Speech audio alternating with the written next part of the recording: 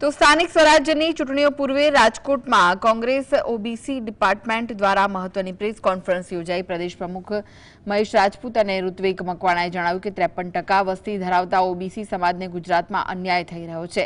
આ પ્રસંગે કોંગ્રેસ દ્વારા ખાસ ક્યુઆર કોડ લોન્ચ કરવામાં આવ્યો, જેના દ્વારા લોકો સંગઠન સાથે જોડાઈ શકશે। નેતાઓએ સ્પષ્ટ કર્યું કે 6 રાજ્યોમાં મળેલી અનામત એ કોંગ્રેસની લડતનું પરિણામ છે।